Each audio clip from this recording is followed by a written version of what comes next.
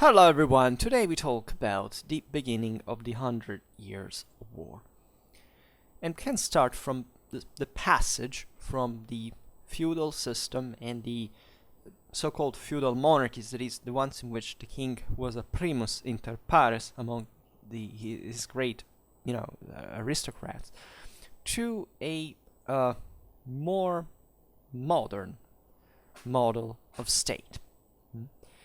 That by this time, so at the beginning of the 14th century, had been pioneered at different levels from a political institutional point of view, mostly by the action of Philip IV of France. Also ideologically, in parallel, of course, and juridically, in the thought of the great French royalists, as well as in the councillors, as we've seen recently, of Ludwig IV of Bavaria.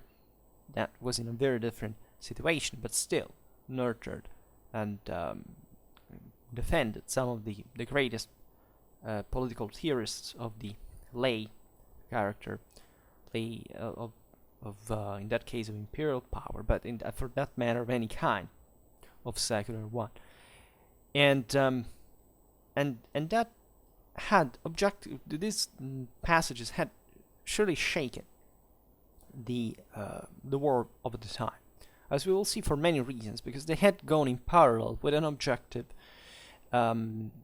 rediscussion, right, of the basis of power, not just in favor of the construction of a monarchic state, but sometimes also against it, right, and so necessitating every power to restructure its own basis in order to withstand these new threats, which naturally was a very gradual transformation. It was not properly even conceived so structurally at the time. It had just come to be, right? This had entailed fundamentally, and perhaps first and foremost, a new relation between the crowns and the emerging stands, some of which were not to make it in the, especially in political participation. This is especially the case of the peasantry, right? But surely other elements, especially the rich bourgeois and the ever higher nobility, were framed ever more to the this new states, and this naturally entailed also a different relation with the subjected communities. So the redefinition of the not always clear dependency relations existing territorially, right, all across Europe. Before we mentioned the Holy Roman Empire, was exactly the point, right? In part, as we've seen, the shrinking of universal powers had brought unavoidably to the rise of more local, defined entities, right? And so this all entailed a broader conception of, what this power had to be, because there was no other way to justify this but by divine will, and therefore what universal powers lost in legitimization was increasingly acquired instead by these other entities, and more often in a royalist sense. So this led, however, in the process, to the resurgence, the radicalization, the intensification, but also the birth, for that matter, of longer conflicts, right? This is often not maybe seen, but let's say between the 14th and the 15th century, there are certain struggles, right, among certain definite European powers, and also external ones. We're thinking about the Ottoman one, that came to be a European one, but still intruding, invading in a pre-existent system that, in fact, wouldn't exhaust. In the case of the Turkish wars, not even up to you can argue that the 20th century, right, and by mostly the 18th, in that trend that had been set since the Middle Ages. But fundamentally, we're looking at this is the consequence of the increase of the localization of power, right, and the strengthening from this local perspective. That is to say, these powers were becoming stronger at a local level, but still there was no way for them to overwhelm, say, the enemies, right, and to subdue them permanently. And what a better example of the 100 Years' War, that yes, was a dynastic conflict, essentially, but it did have a lot to do, after all, with these two systems that were fundamentally struggling for it. So it can hardly be disguised for something that didn't have to do with the emergence of a French and an English national identity, even in a sense that surely the same war helped to define. But we're talking about, naturally, there were many actors actually during the 100 Years' War. But if we pick France and England at that point, you are observing, especially a more compact English state that is exploiting the internal difficulties of a much larger system like France, that had essentially expanded dramatically during the 13th century, especially, and that was struggling now in the moment of crisis of medieval Europe with the demographic and economic contractions, to keep all these territories together, because a state, as we imagine it in modern terms, had not quite emerged yet, right? And France had been on the fore, for that matter, because it had been the country that was exposed more directly to this need of administrating all these lands together, and therefore centralizing in a fashion. But still, the creation of modern state was in embryo, right? We can't exactly spot it by the mid 14th century, in a sense, even for what concerns the maintenance of permanent bodies of troops. Again, it was not to be necessary. Things could have gone differently. But let's say that the trend, generally speaking, and also the intention of the sovereigns, had always been, in any time, arguably the one of centralizing further, right? And now this thing is taking place, and it's taking place also because of war, right? This is aside from the explanation of the dynamics that brought to these things. As you know, I loathe even any kind of remote, let's say, sympathy towards the concept, for example, of military revolution, which is, in my opinion, complete rubbish for many, properly from an elementary logical point of view.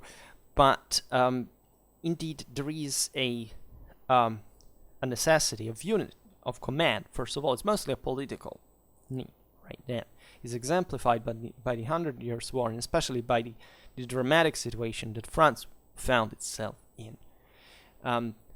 That makes you understand that there was a will, right, to bring eventually to the compaction of these domains, because of the metus hostilis, and even later on to capitalize upon such hierarchy for even at the end of the war, after the end of the war, to expand further the state for the capacities that it had, with a much greater sympathy for the monarchy in the French political culture, even from the side of those that normally were the competitors to the crown, would limit its own prerogatives than, let's say, it had ever been possible in England, especially after Bouvines and the Magna Carta and all.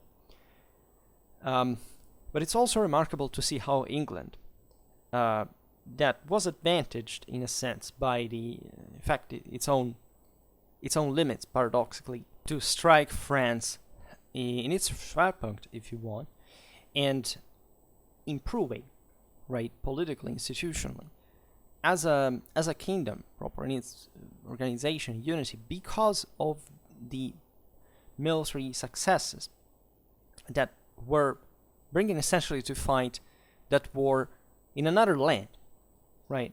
England was here displaying one of the greatest capacities historically speaking, in properly in political, social, military coordination. Right, from a country again that, as we've seen, had always had problems in terms of the limits to monarchic power. That, however, at this point was convincing the decisive moral forces of the country to participate in this struggle. Right. By the way, also after having suffered important setbacks, for example, during the Wars of Scottish Independence, it kind of even shaped the English military system, especially the tactical acquisitions that would be displayed regularly after their fulfillment and perfectioning under Edward III, that make the English army the strongest in history at parity of, let's say, in conditions of symmetry. Let's put it in this way. Many people today mostly don't like to hear these things because they think it's always a sort of chauvinistic idea, but we can't be morally relativistic.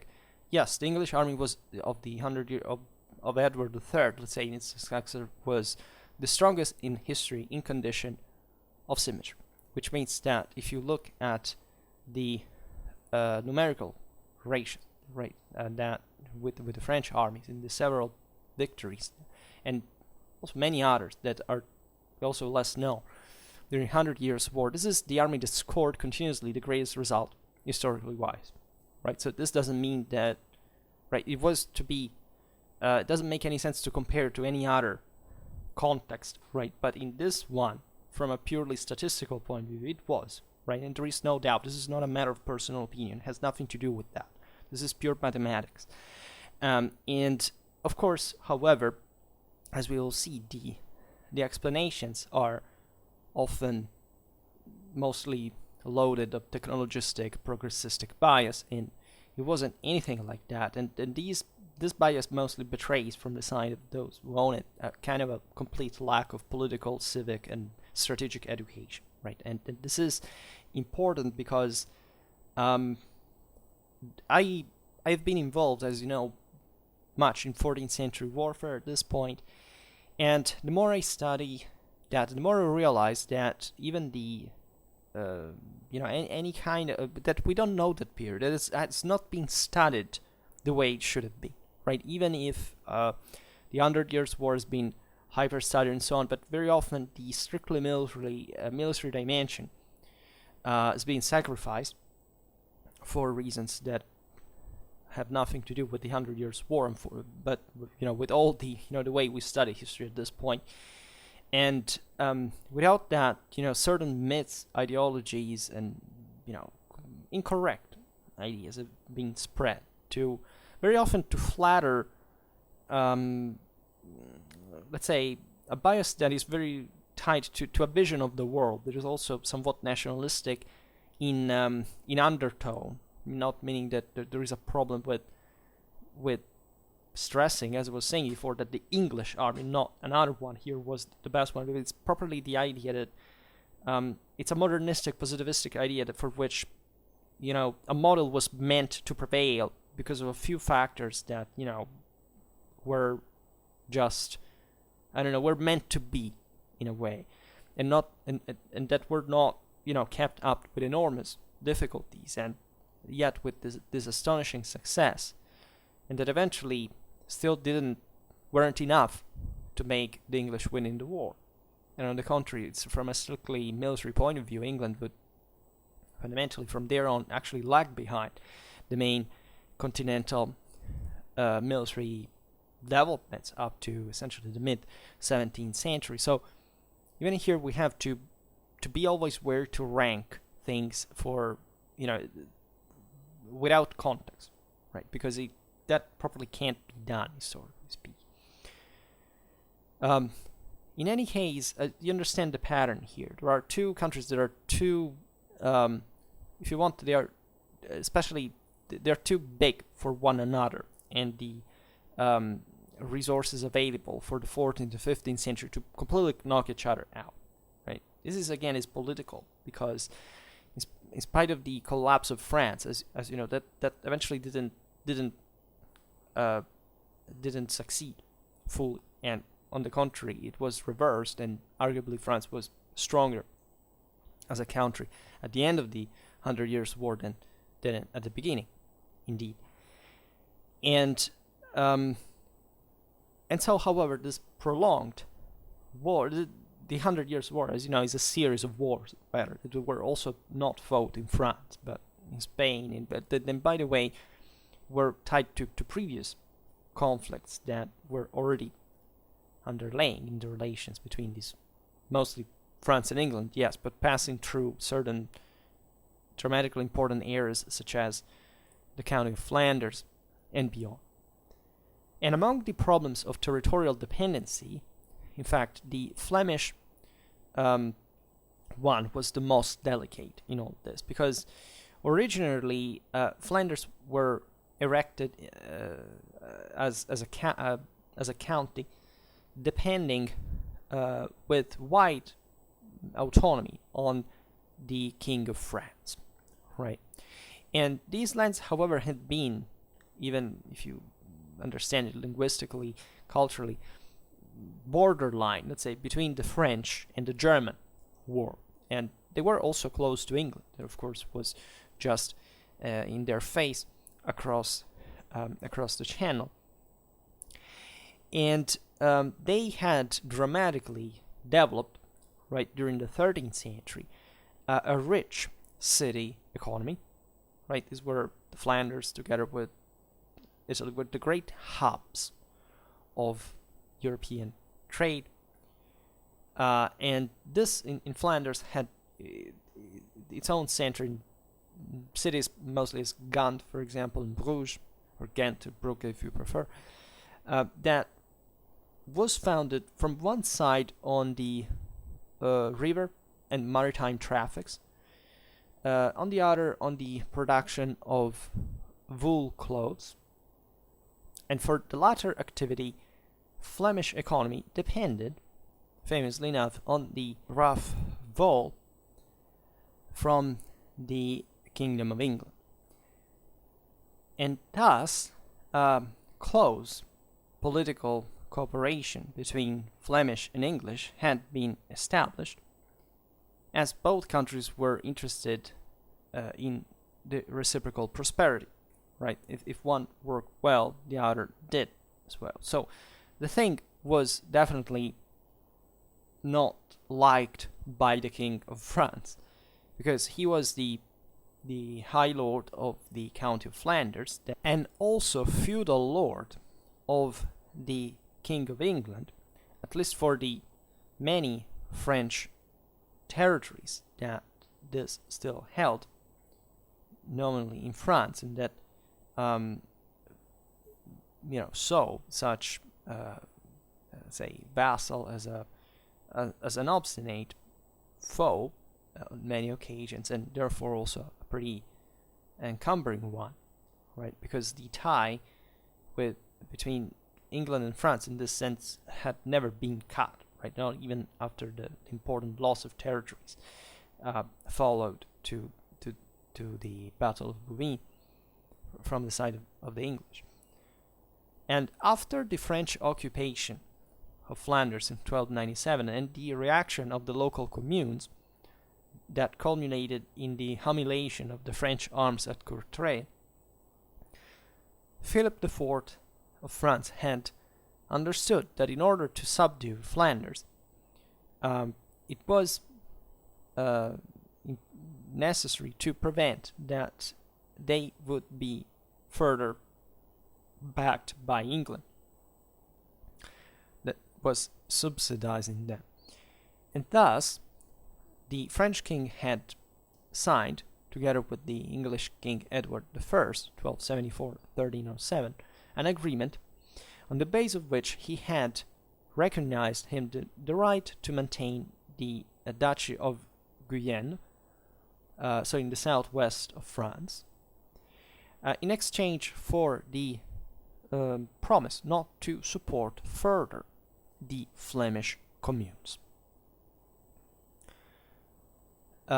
This was an important move because there was hardly a better moment to to obtain such promise from the English king. After all, it was a pretty advantageous one. The Duchy of Guyenne was not so important as the County of Flanders, right? And it was relatively decentralized. Yes, it was important. It was the Garonne. It was the very important centers such as Bordeaux, Bayonne, and so on. But it was still relatively peripheral for the French interests.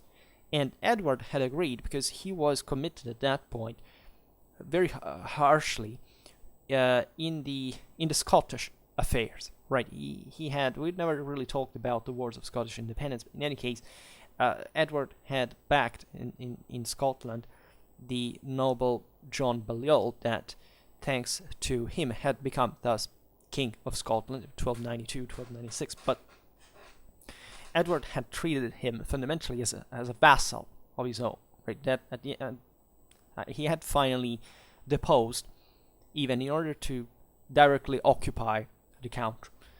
And thus a popular revolt had broken out. It was guided by these two would have become the national heroes of Scotland, first William Wallace and eventually Robert Bruce, that had even humiliated the English army at the Battle of Bannockburn in 1314. We'll talk about now. We made a video about the Battle of Stirling Bridge. Was one of the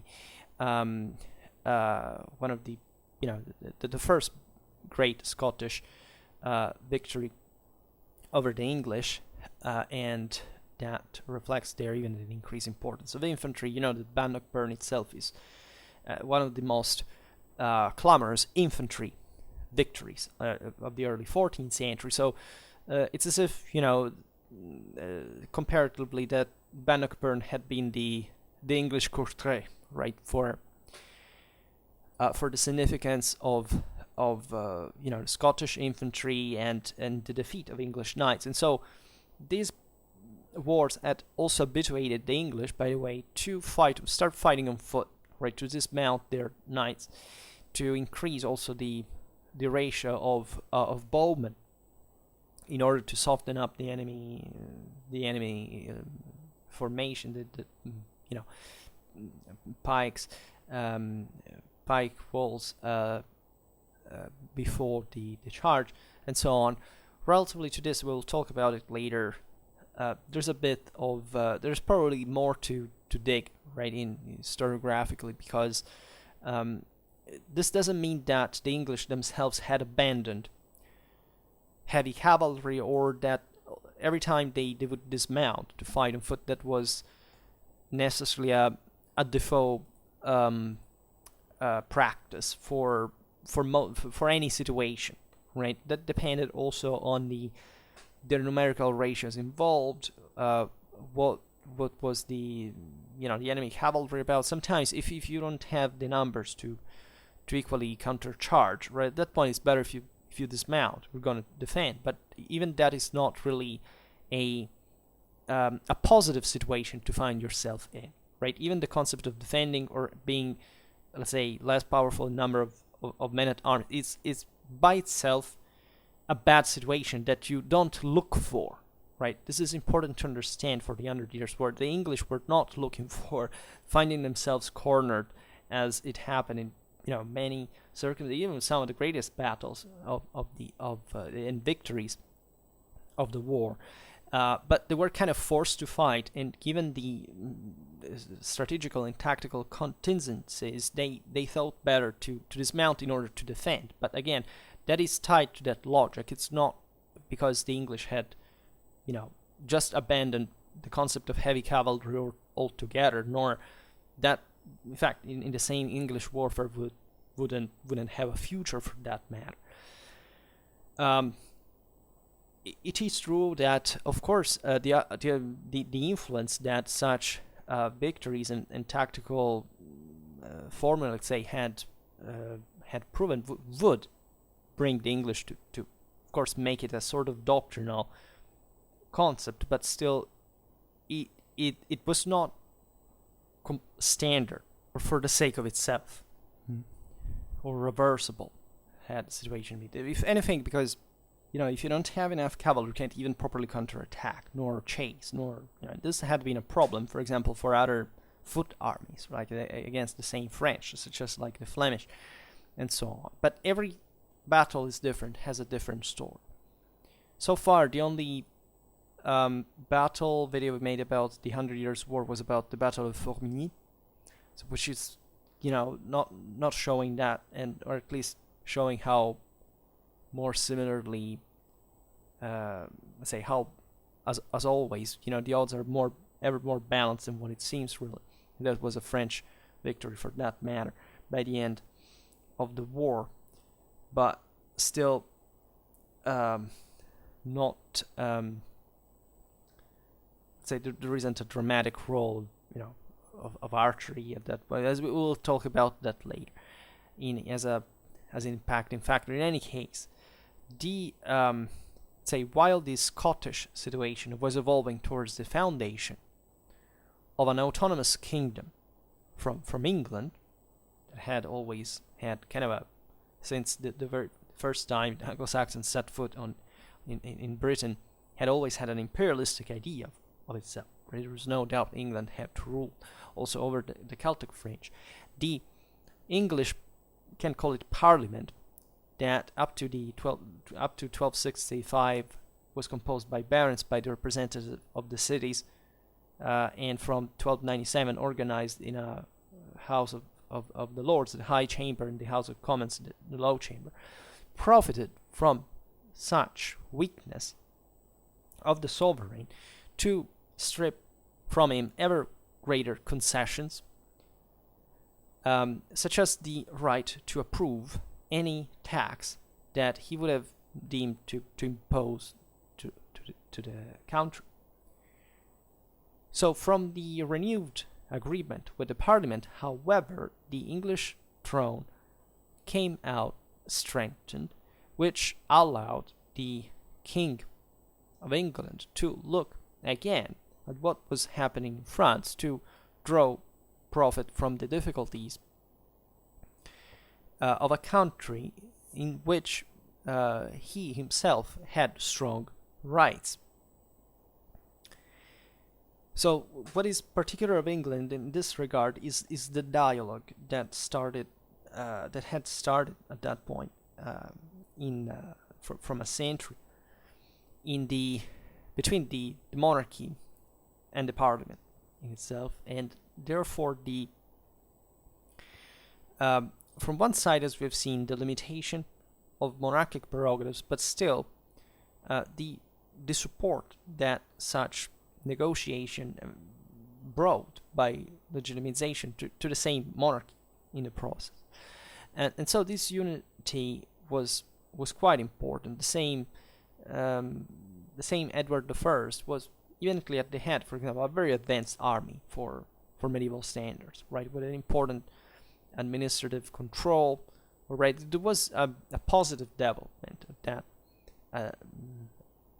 of the Kingdom of England during these times, and in spite of the failures, of difficulties, the same Scotland in a way prove it, because it didn't bring to an internal collapse of the English kingdom and new stripes. It was, of course, there were always some difficulties in managing such medieval country, but it kept managing these options also internationally, and so with a support from the within. And as you know, the matter at the core of the 100 Years' War was dynastic. The feudal relations between the King of France and the one of England had been resolved only apparently by the aforementioned treaty between Philip IV and Edward I for Guyenne. That was formally reinforced by the marriage between the King of England and Margaret, was a sister of the French sovereign. This had happened in 1299. And such union established surely, say, sounder ties between the two ruling houses, but it opened the gates, because of the hereditary law that at that time had such a great weight in political and territorial questions. in the absence of essentially another criterion to justify certain choices, to possible English interference in the French matters. Edward II of England was born, in fact, from the union of Edward I and Margaret, found himself to have even some distant right to succession to the French throne, and his rights were reinforced when he married Isabel, sister of Charles IV, King of France, between 1322 and 1328.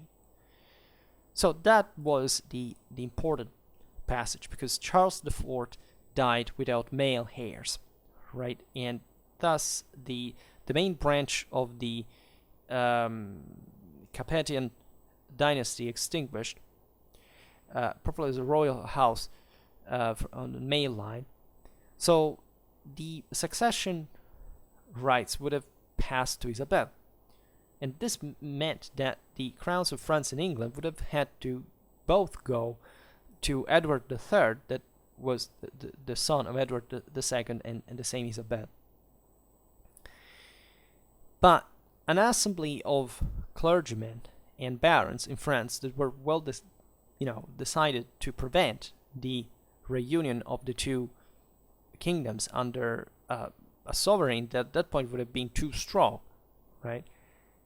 Appealed to the Salian law, that is, to the custom that excluded women in royal succession, and they assigned the crown of France to Philip VI, that was son of Charles of Valois. So this was another Capetian line that was brother of Philip IV. He was an important figure that had in the French and Italian matters of the first 14th century. And so you understand the mechanism here, because this was not like in other countries where, as we were talking about just yesterday, like in Central Europe, where after all, the dynasts searched desperately for having super regional rule, and so this dynastic ties to accumulate various crowns possessions mostly in the situation of elective monarchies that thus heavily limited the royal power and the effective capacity of ruling. France and England were the most advanced of the national monarchies, right? So summing up the two crowns at that point was essentially giving to an English king right to rule in France. And so an English king that was powerful in his own country, and a kingdom of France that had all these other,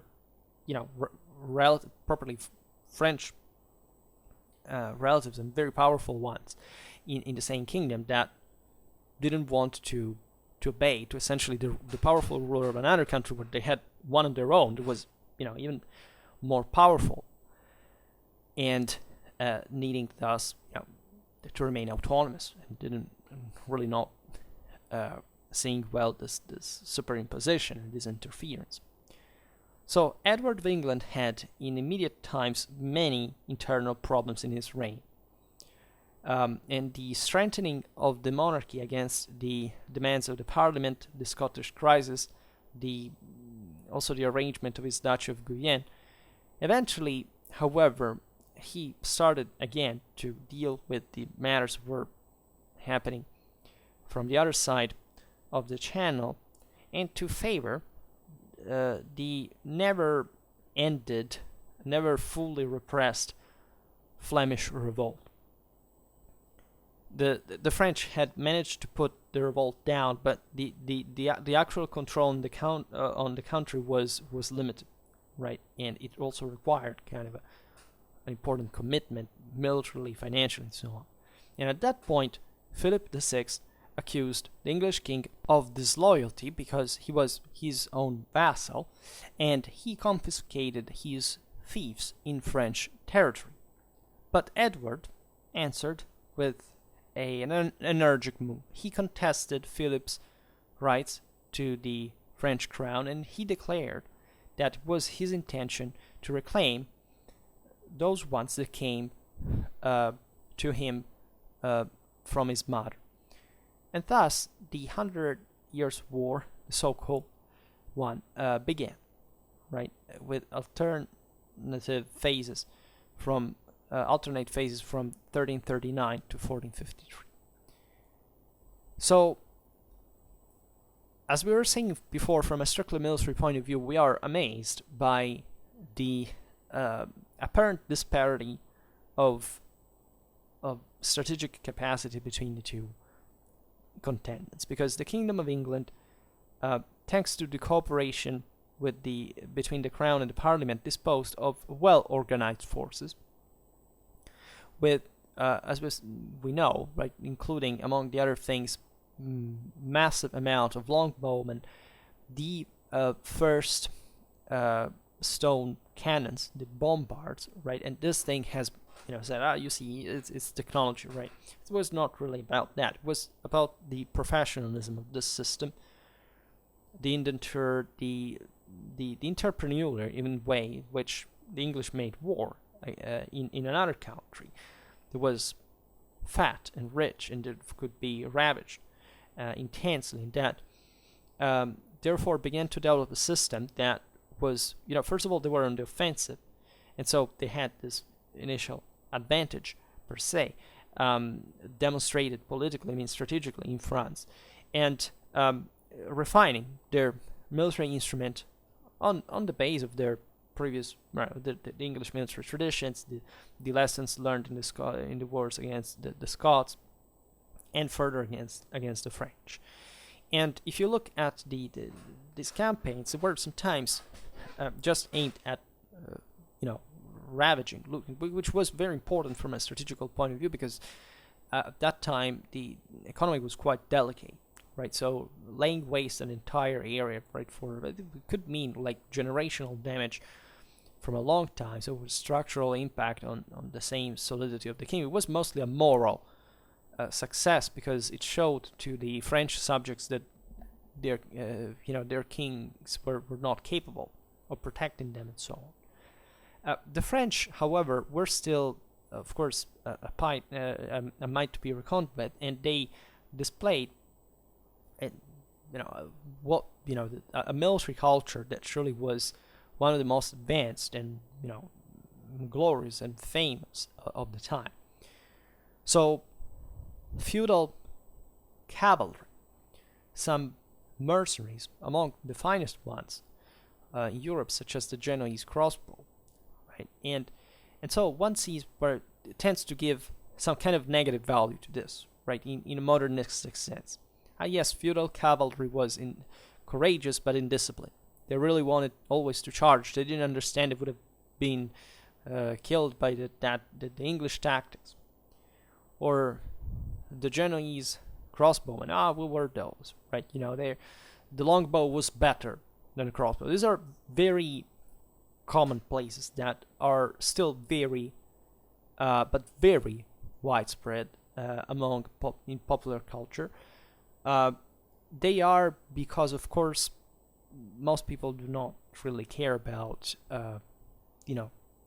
history meant as an activity, and they presume that they can explain things in a monofactorial fashion, and even if they just had to find the sources for one of the single battles, they wouldn't know where to start from, nor to actually being able to interpret them, because it does require an important background. So of course I talk from a standpoint where I can in part afford to say this, in part not, because I've studied these things properly, campaigns and battles. I specialize in this, right? So I truly study the art of war for what it concretely means, and I haven't studied many battles of the 100 Years' War yet. I know somebody who did. I have, lots of texts on them. But one thing is reading studies, even the finest ones. Another thing is properly reconstructing battles on your own.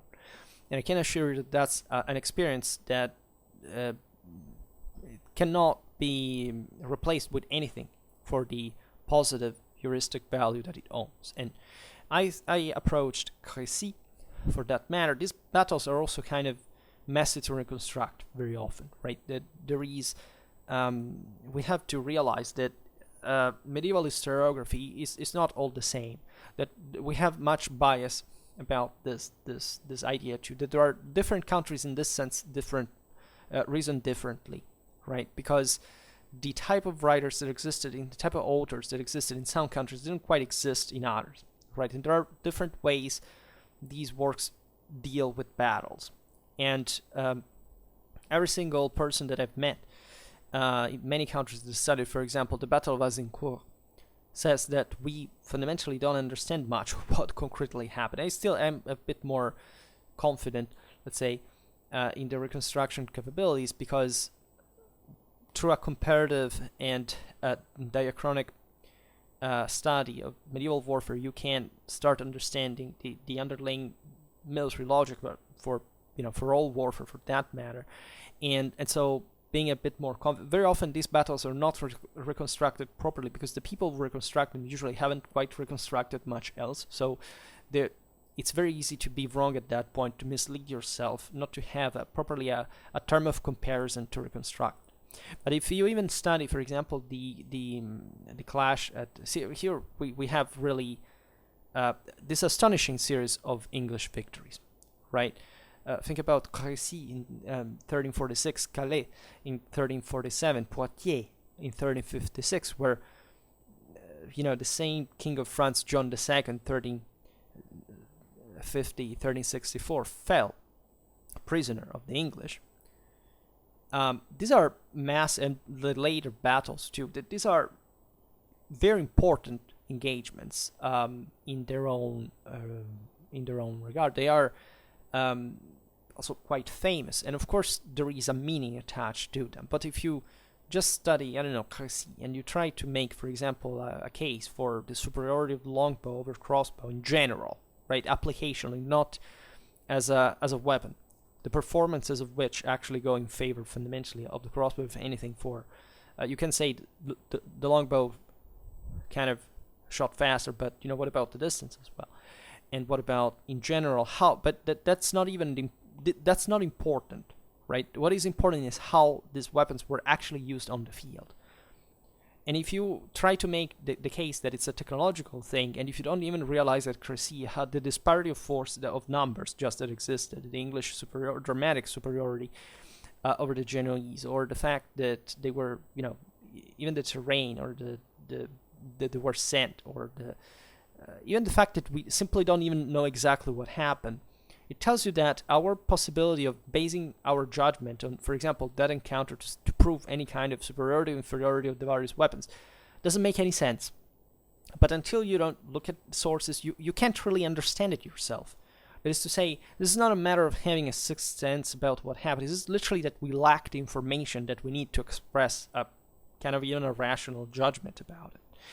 And of course, I'm a great fan of combined arms in general. So to me, even pointing out like the presence of certain missile troops or other, that doesn't mean anything if you don't combine it naturally with the other arms, and chiefly the men-at-arms that were really, by the way, the decisive one, meaning that no army of missile troops could win by itself when you look at this major encounter, because there is no, it was not the thing, it was not conceived at the time, nobody thought like that at the time. And there is more to it, because, again, we often study, at least there is I don't know whether it's mostly also the way different countries see the thing, because of long-term historiographical traditions, that again, mostly in certain cases tend to see this end of the Middle Ages as sort of progress towards modernity, but I personally come from the completely opposite side, but not because I don't think there was an improvement, but because this improvement passed through dynamics that are quite different from the one of for example, of a qualitative improvement in most people's lives, or what the modernity really stood in a way, from an ideological point of view. But in any case, I don't see in these battles, for example, an infantry victory per se, right? I see military systems that are fighting against one another, and these systems were always against, in terms of combined arms. And most of these battles have been interpreted historiographically as infantry victories, so as kind of a linear progress of infantry per se that somewhat supersedes at the end of the day cavalry. um, that somewhat disappears, was useless, was this is a modernistic technologistic prejudice, right? It doesn't explain, first of all, why this would have happened, whether it even happened, which it didn't, because actually by the mid-14th century, European military culture was refeudalized, which means that actually cavalry, it's not much that cavalry regained pace in absolute terms.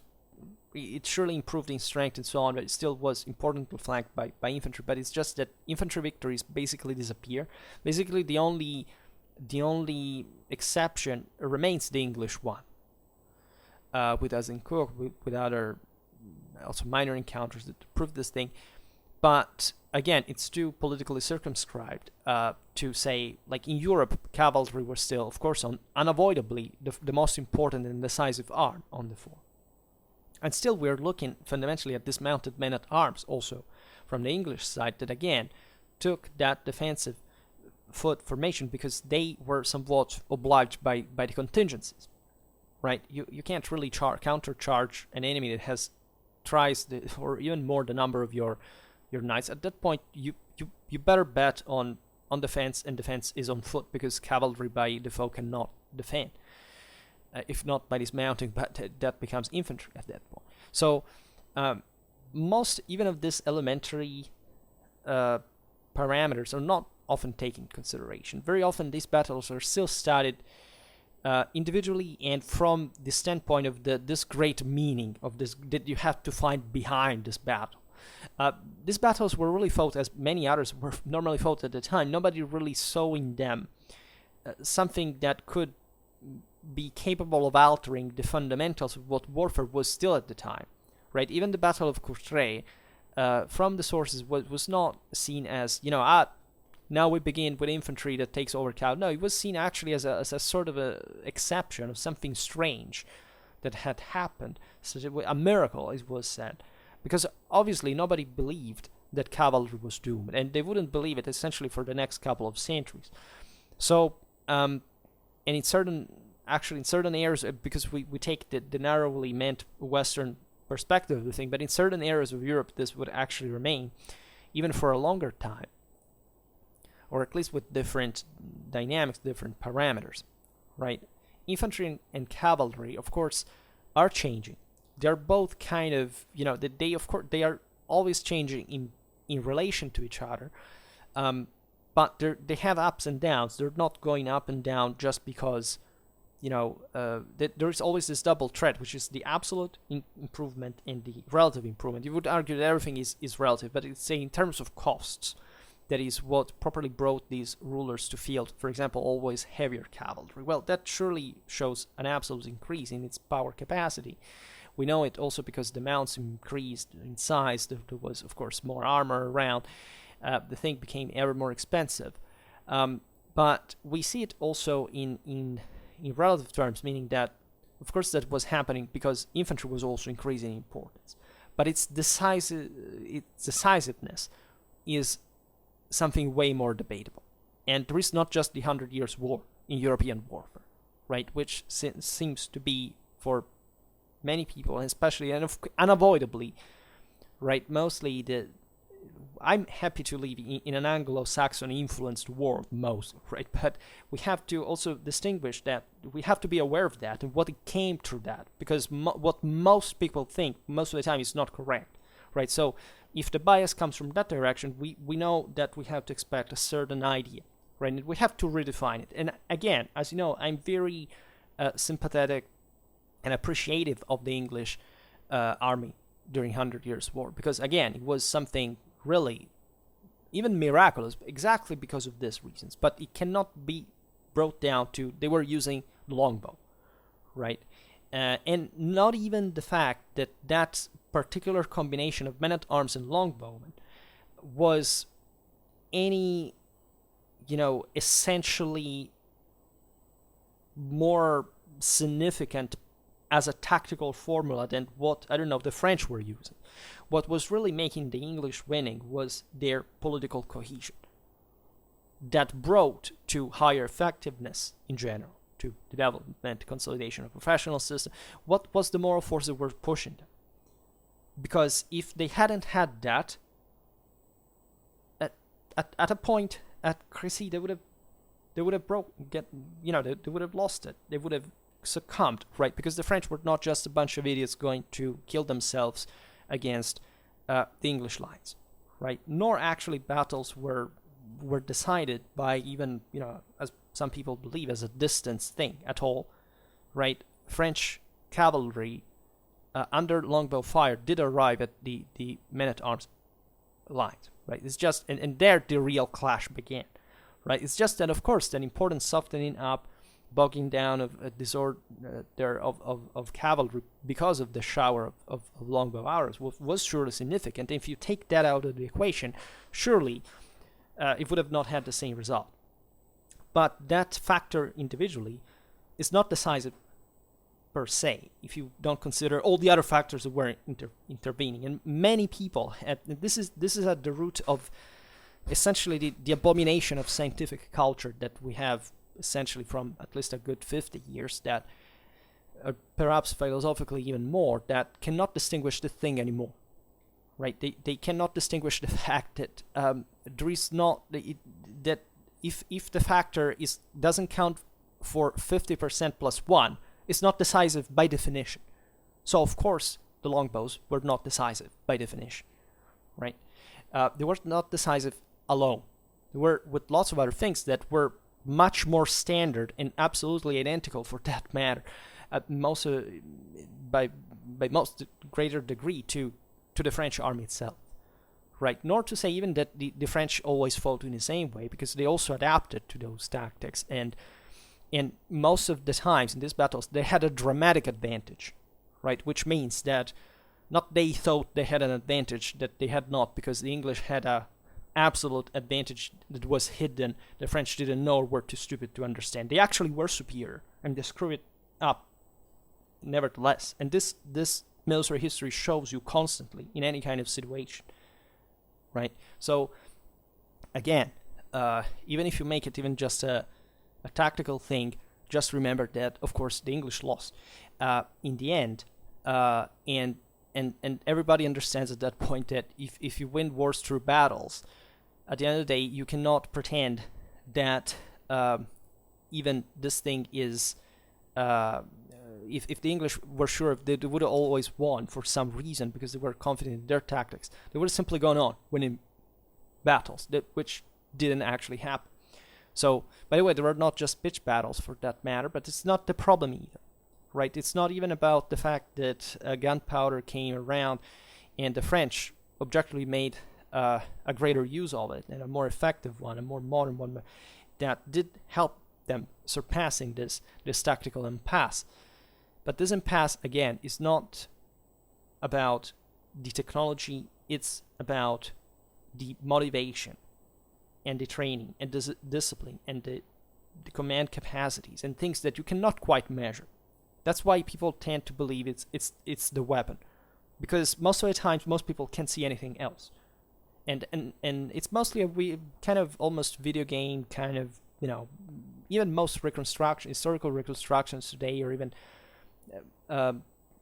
certain environments that tend to reconstruct combat will remain confined to arms and armor, because most of the times they have not received really any other kind of real historical strategical education, and therefore they can't see the bigger things that are factors that you are able to measure empirically, or at least to properly understand in their dimension, only when you actually reconstruct serially, professionally, campaigns and battles for a lifetime, and not where you just think what a sword can do or what a longbow can do. First of all, because you will never know it, because in spite of all the possible reconstructions, that has nothing to do with the way these weapons were actually employed. Right? Not even fencing treatises or modern testing have actually much to do with the way they were employed. Meaning what? Meaning that you cannot come to tell a historian that we tested, I don't know, a longbow reconstruction, and we found out that, I don't know, that shot as long as a crossbow, and this has any kind of meaning in a real war. Because if you cannot reconstruct even sometimes the numbers exactly, how these people were trained, or how those tactics were actually carried out, given the obvious fact that we don't know it from the sources, we're not told. There are certain things simply we cannot measure, and more than else, you cannot measure moral forces by definition. You can just kind of sense them. Again, the more you study battle, that technical performance has virtually no value, right? And this is the only thing that matters in military historical studies, to understand if one wants to hope to even make a minimally positive acknowledgement of what any warfare was, right? So I care very much about this because, let's say, maybe it's because, of course, I personally specialize just on this, right? And I can be an exception. And of course, I see every other person I see around, I say, they don't get to the point. And they still have to set the essentials right.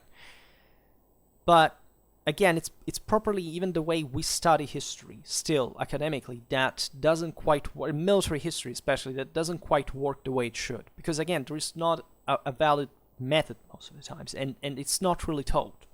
And most people that study military history really do not have a specific strategic education, nor they are told how to achieve it.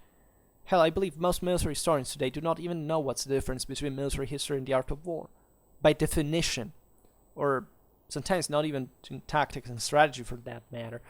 But understanding, not just as a definition per se, but understanding what the definition means practically when you go study these things. In any case, what we witness is the superiority of the English military model for all this time, which again is astonishing. I mean, the quality again that was reached by these armies in terms of, as I was saying before, in condition and symmetry means that French and English material culture at this point were identical, right? There is no sensible difference between England and France at this point. You cannot say that's another thing of the technological bias, that, I don't know, different countries here were, playing with different technology in different way. Fundamentally not. Technology was there in all the same levels. Were just powers who could afford a greater spending on it or not, right? So certain countries were pioneering kind of greater innovation than others. This is true, but this has nothing to do with, especially in the case of the longbow, this is not true, because the longbow is not, it exists since prehistory. It's Europe, Western Europe, it's been built always the same identical way. Everybody used longbow, right? Here, the thing was to choose the longbow doctrine to be integrated in a combined arms tactics by levying certain people, by training them specifically with that weapon, and so bringing that to another level to other countries that hadn't done that. But it's not a technological thing in itself. The same French surpassed the English in artillery, in general, there's no technological difference at all between the two countries. So what really matters there is really what kind of degree of authority, of discipline, of professionalism, of order you could maintain, right? And generally speaking, the broader motivation that stood behind the motives of the conflict itself. In any case, the English managed to strike this tremendous blows to France, which suffered dramatically from this. Just for the ransom of John II after Poitiers, there was the great revolt known as the Jacquerie, and the bourgeois won it in Paris, led by the prévôt of the merchants, Etienne Marcel.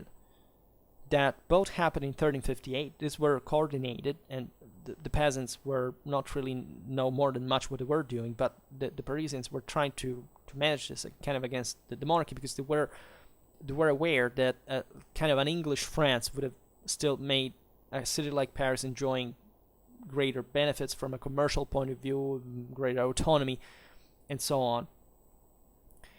And yet, France's feudal state held. This is the great aspect where you see where moral forces really stand it's about winning a war.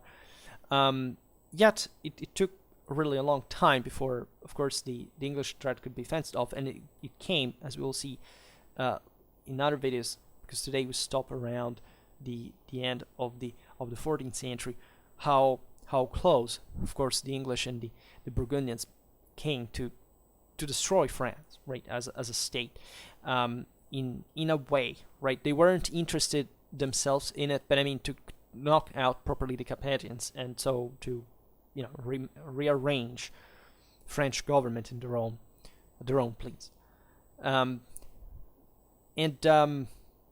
This was a great moment of disorder and insecurity. Again, where's the problem here? Is it strictly a military one? It's not. It's about the moral dimension, the realization that from these victories you couldn't but expect others to come, and therefore, in spite of also think about all the economical losses, as we just said, properly the fear that struck here, because if the English were keeping to win, at that point your motivation is going to sink. Next time you have to face them again, right? At that point, John II, so the French king, the emblem of the same France, was prisoner in London, right? And the English, however, were also kind of overstretching their capacities, because their military costs were very high. What is often forgotten about this is that Edward III managed to score such victories because he managed to keep in order English affairs fantastically, the court, the parliament, creating something that was evolving towards, even in England, to an important idea of state, right, and of unity of control, and so this was reflected also in the quality of the military organization. But this costed a lot, and if the English had lost one of those battles, probably England would have been engulfed in another civil war. It would have disrupted even maybe at the core, at the same structure of the kingdom. Never forget this, that the English weren't just playing child games there. They weren't sure to win any of these battles. They didn't feel like they were always going to win either. I never think like that, because the odds were always dramatically balanced. Because again, we're talking about armies of peoples in Europe that were fundamentally the same thing. So thus the Peace of Bretigny was reached in 1360, in which Edward III actually renounced to the French crown, but in exchange he would get something actually more concretely important at that point, that is the feudal suzerainty over a wide area of France that fundamentally corresponds to all the southwestern area of the country, up to Auvergne, in very important, in the heartland even of France. So all the area comprehended between the Loire River and the Pyrenees. So an enormous one, right? Both Atlantic and continental areas.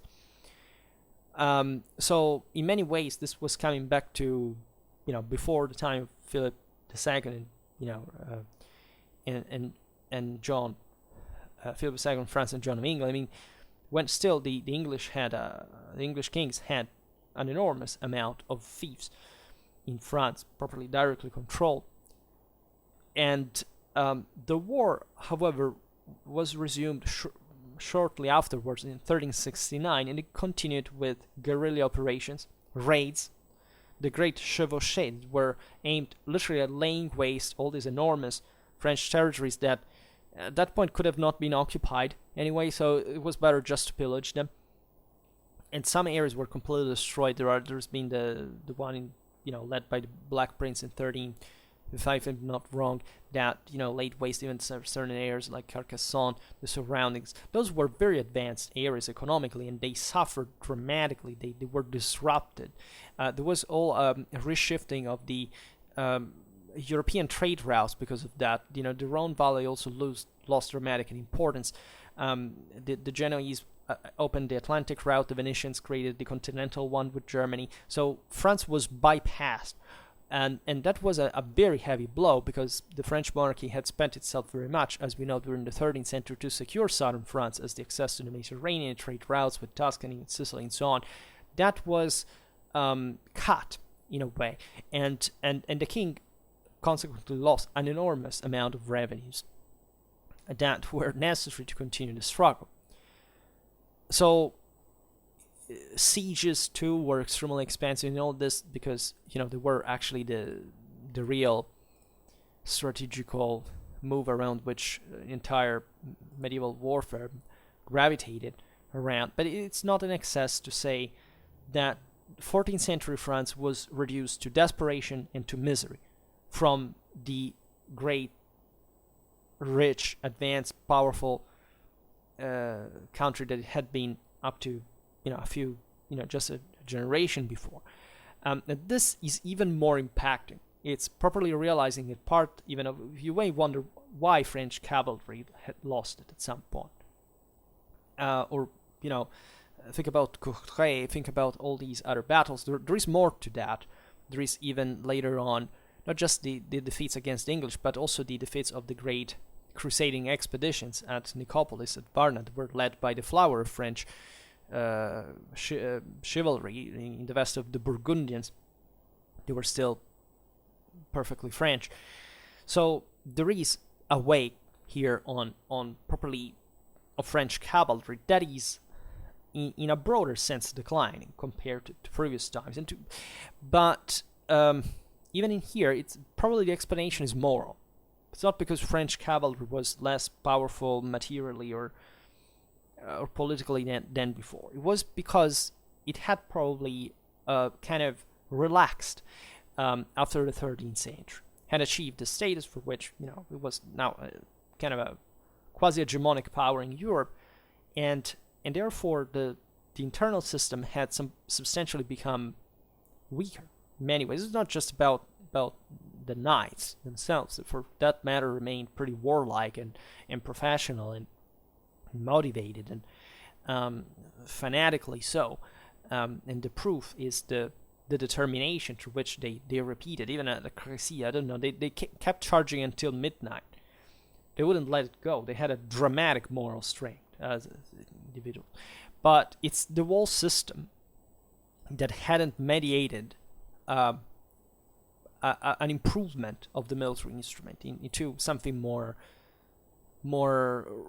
professional, and also kind of also imperialistically oriented, because France had expanded also in Naples and Greece. It had surely landed its own aristocracy, this great feudatories that had become so, but previously weren't quite the same way. So but they had in fact mostly been involved in, committed to maintain their own possessions in that regard, not quitting the profession of arms, but still managing affairs that were not just the King of France managing from the top some kind of deep military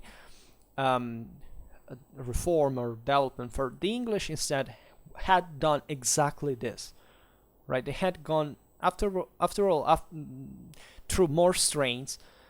They perfected this. They owe all of these victories, frankly, to the military genius of Edward III. That is the greatest and most complete one in English military history. But the thing had also been started importantly from Edward I. They had all perfected the instrument, and this was scientifically, almost surgically used, right, in scoring this important success. And again, it's all about that kind of organization, kind of mindset, right? In 1377, Edward III of England died. In 1380, Charles V of France died as well. So this is kind of ironic in a way for this parallelism that, as we will see, would occur with two countries. This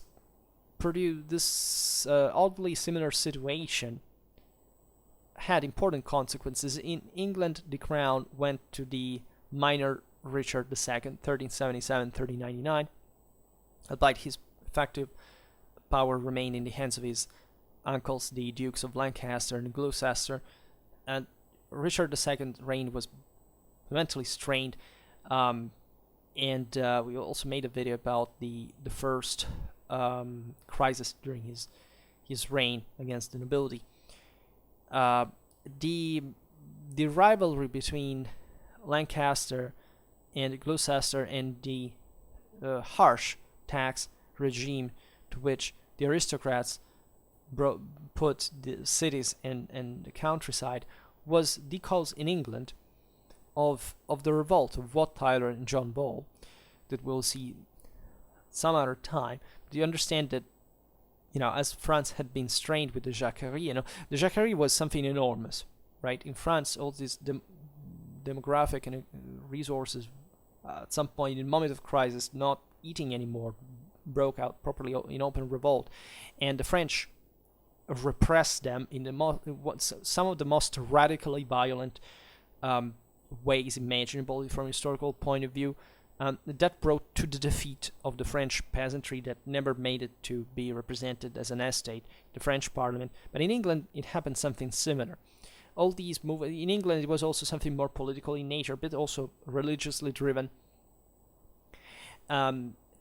But finally, the order in the country was reestablished by the Duke of Lancaster, that had the upper hand in the civil strife and managed to seize the crown with the name of Henry IV, 1399-1413, to whom Henry V, 1413 and 1423 succeed. And so the events comprehended between the 1377 and 1413 kind of prevented the English to keep at bay the French situation, because they were having problems by themselves. And these problems, as you see, they had been highlighted by the greater power of the aristocracy in a country that where monarchic power was limited, and even more at some point by the minority of the king. And so the aristocrats began to squeeze, even in the absence of a French policy that would allow them to loot and pillage, in plunder in France. They would kind of strengthen their own control in England in itself, pressuring the rest of the community. And in France, the situation was also very confused, because in 1380, Charles the Sixth, who was the son of Charles V, had risen to the throne, and he was a minor as well, just like his English colleague. Furthermore, the new sovereign had revealed himself to be weak fundamentally, and he had even given, worrying signs of folly. And the country was still prey of fear, of hunger, of revolts, and this had similarly produced to England a fragmentation in great duchies. Like in France, they had been forming under Capetian rule through the same branches of the Capetian dynasty, but at this point, kind of in the moment of weakness of the monarchy, taking over as kind of autonomous realities. So these were essentially many uncles of the king that in theory would have had to act as tutors, but that on the contrary had each one of them pursued an opposed political line to the one of the others. These were the Dukes of Anjou, of Berry, of Bourbon, and of Bourgogne. And in 1382, the latter, having so this is Philip of Burgundy, having tamed a new Flemish revolt, the Battle of Rosebeck, by the way, he seized also the county of Flanders a few years later. And in this way, the Duke of Burgundy became the sovereign of a great, enriched territory that occupied, even though without a real territorial continuity, all the east of France, and becoming one of the most important territorial powers in medieval Europe. We have talked about, we still have to make more videos about the Duchy of Burgundy.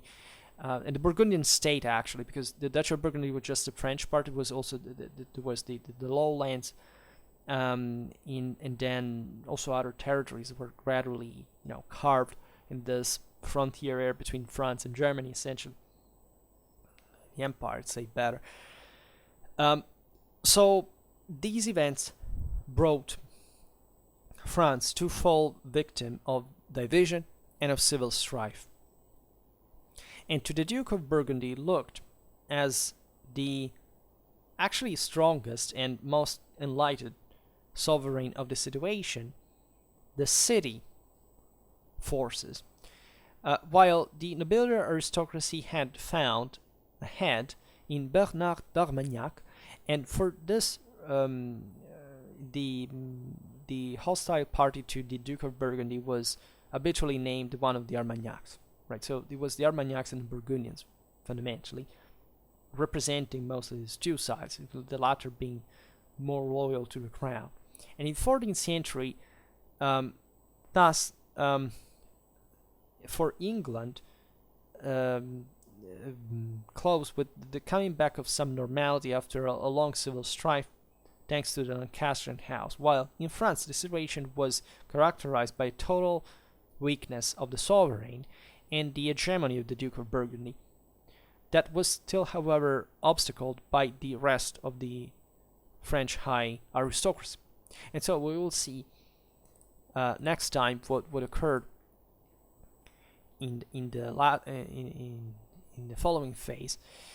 And there will be too much to tell. I'm making these videos now as a sort of manualistic synthesis to reinforce the basic history videos, that certain gaps we haven't covered yet for a complete picture, especially of low and late medieval history. So we'll continue with that on another occasion. But you understand how much there is here that just even dialectically can give an idea of the complexity of the situation. And so imagine just studying this in detail, right? And making it something so, expressing kind of an objective, positive judgment out of this. This is very important, especially as you know, and I like more the military stuff, but it's all connected to it. So it's never, military history doesn't matter. Sometimes I still encounter people who think like this. They say, no, that's old historiography. No, it's not old historiography, right? And it's also a mistake to consider the critiques of the Histoire Bataille as such, because the critiques of the Histoire Bataille was not criticizing at all the fact that people studied military history. They were criticizing the fact that history was just told through a political lens and mostly dotting it with the main battles. But that has nothing to do with them actually requiring same military history to be integrated with the whole thing, and still studying it for what it was. So never make the mistake of considering studying history from a strictly military point of view as something useless or old-fashioned or anything. That's actually what is coming on the fore prepotently, because we realize that basically without studying the military dimension,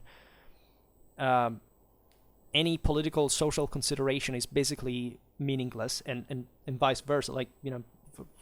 For if you don't study politics or society, you can't do anything like that. So crossing out idealistic history, and also especially military studies, has been one of the greatest civilizational weaknesses and faults and crimes, I would say, of Western civilization in the last 80 years. And I think that we are paying chiefly for this, because we have gotten the passive, materialistic, structuralistic, socioeconomical side of the story. Everything happens for some kind of abstract phenomenon that happens randomly. It's never about politics, about will, about moral forces, and you cannot understand, of course, warfare if you reason like this, because that's arguably the greatest school for understanding how much we need that, and how much the lack of purpose that we're witnessing nowadays in our world is exactly connected in great part to the lack of that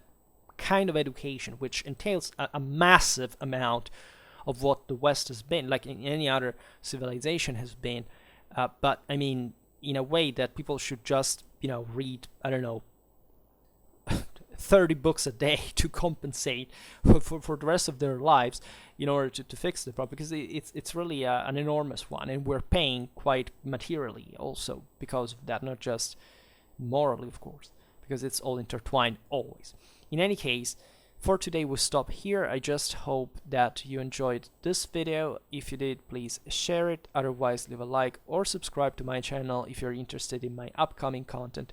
And for now, I thank you heartily for listening to me. I wish you a nice time and see you next time. Bye.